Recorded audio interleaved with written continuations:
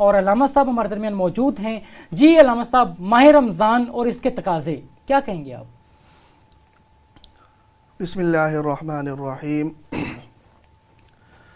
بہت شکریہ کبیر حیات صاحب، موسٹ آپ نے ویلکم۔ مجھے مدعو کیا۔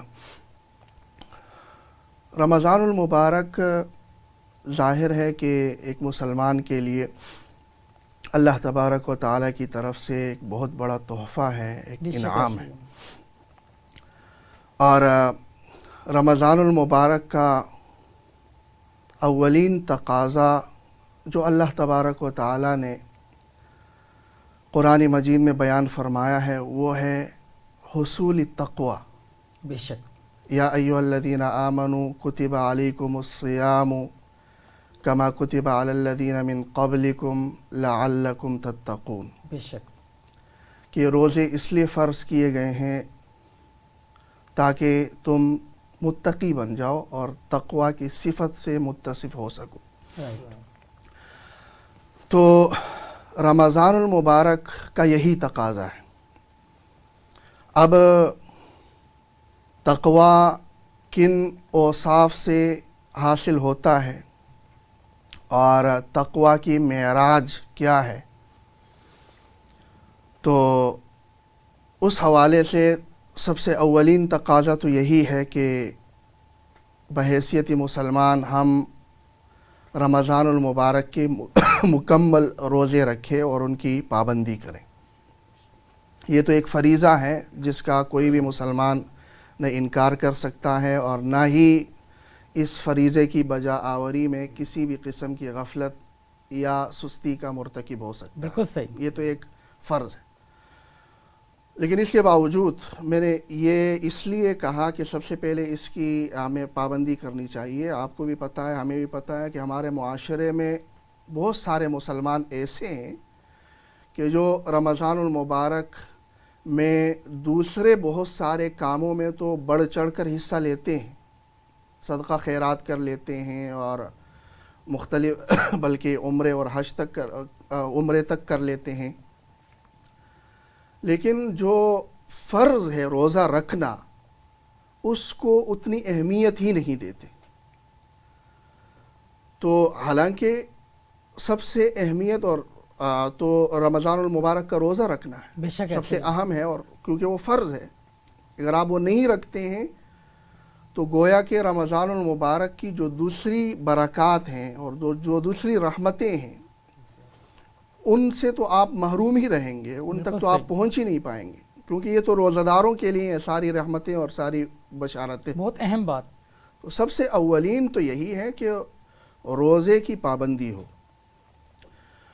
اور پھر یہ کہ ظاہر ہے کہ ہر نیک عمل کی طرح روزے والے عمل میں بھی ضروری ہے کہ اخلاص، کہ خالص اللہ تبارک و تعالیٰ کی رضا کی خاطر ہو اور اس میں دوسرا کوئی بھی عنصر شامل نہ ہو۔ ویسے دیگر عبادتوں سے روزہ اس لیے بھی تھوڑا مختلف ہے کہ اس میں ریاکاری کا شبہ بہت کم ہوتا ہے، بلکہ نہ ہونے کے برابر ہے، کیونکہ آپ روزے سے ہیں یا یہ نہیں، آپ روزے سے نہیں ہیں، سامنے والا نہیں جان سکتا، آپ خود ہی، آپ کا اور اللہ تبارک و تعالیٰ کا باہمی معاملہ ہے روزہ۔ جیسے ایک روایت میں بھی آتا ہے کہ الصوم لی وانا اجزی بی، کہ روزہ خاص میرے لیے ہے اور میں ہی اس کا بدلہ دیتا ہوں، فرشتوں کے ذریعے سے نہیں بلکہ خود ہی میں اس کا بدلہ دیتا ہوں، اللہ تبارک و تعالیٰ فرماتے ہیں، کیونکہ روزہ اللہ اور بندے کے درمیان میں ایک راز ہے۔ تو اس میں تو ریاکاری کا عنصر بہت کم ہے، اسی لیے دیگر عبادات کی بنسبت روزے کی فضیلت بھی زیادہ ہے۔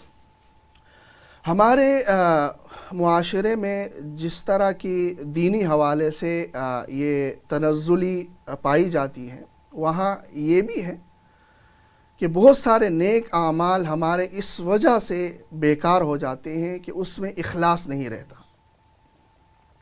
صحابہ کرام میں اگر ہم دیکھ لیتے ہیں تو ان کی اولین محنت اور کوشش اخلاص کے حوالے سے تھی کہ اپنی نیت ان کی درست ہو اور خالص اللہ تبارک و تعالیٰ کی رضا کے لیے وہ کوئی عمل کر لیں۔